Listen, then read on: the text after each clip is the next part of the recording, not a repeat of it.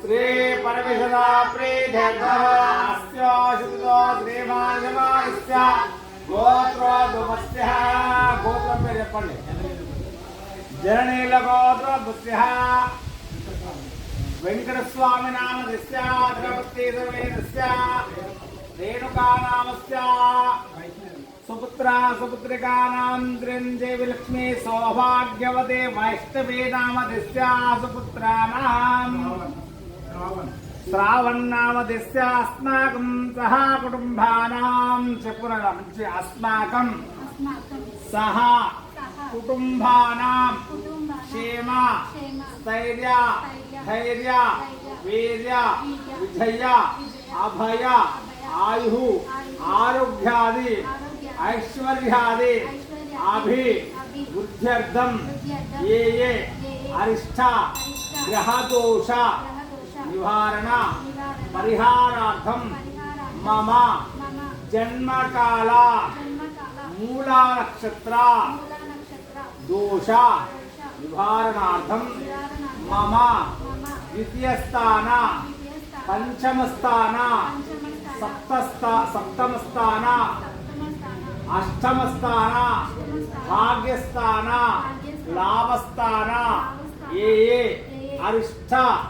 ग्रह दोष निवारण परिहारार्थम मम जन्मजातक ये ये ग्रह दोष निवारणार्थम मम अति शीघ्रमेव कल्याण योग्यता इष्ट वर योग्यता प्रसाद सिद्ध्यर्थे मम यथाशक्ति आदित्यादि नवग्रह मंडपाराधना पूजा महं करिष्ये నేనేమని చెప్పాలంటే ఏ గ్రహ దోషాలైతే జన్మజాతకంలో ఉన్నాయో ద్వితీయ స్థాన చతుర్థ స్థాన పంచమ స్థాన అష్టమ స్థాన భాగ్యస్థాన లాభస్థాన ద్వితీయ స్థాన అంటే వాక్కు మాట్లాడే మాట ప్రవర్తన మనం ప్రవర్తించే విధానం చతుర్థ స్థానం అంటే మాతృస్థానం కుటుంబ స్థానం పంచమ స్థానం అంటే విద్యా బుద్ధి సంతాన స్థానం సప్తమ స్థానం అంటే భర్త దాంపత్యము కళాత్వం మనం చేసే పని కళాకారుడు శుక్ర భగవానుడు అవుతాడు కాబట్టి ఆ సప్తమ స్థానంలో ఉన్నటువంటి గ్రహ దోషాలు కూడా ఆ తర్వాత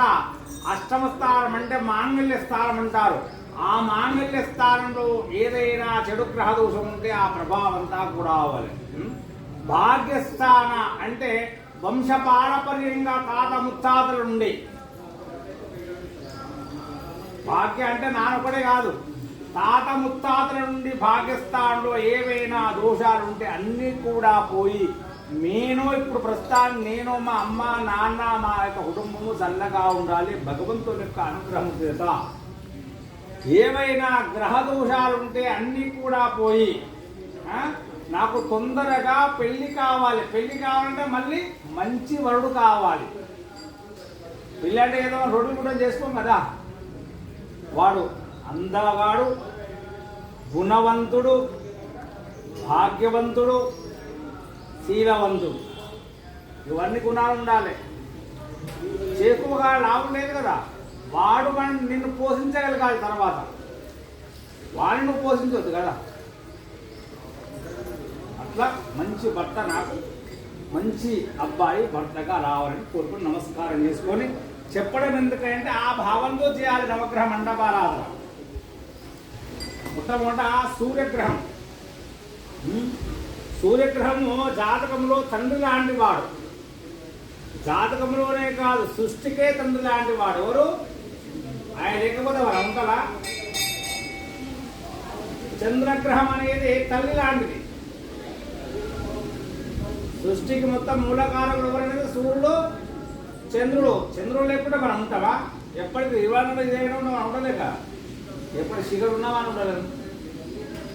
కదా. కాబట్టి సూర్యచంద్రుడు సృష్టికే తల్లి లాంటి వాళ్ళు. వీళ్ళంతా కూడా పోషకులు మళ్ళీ మనకి.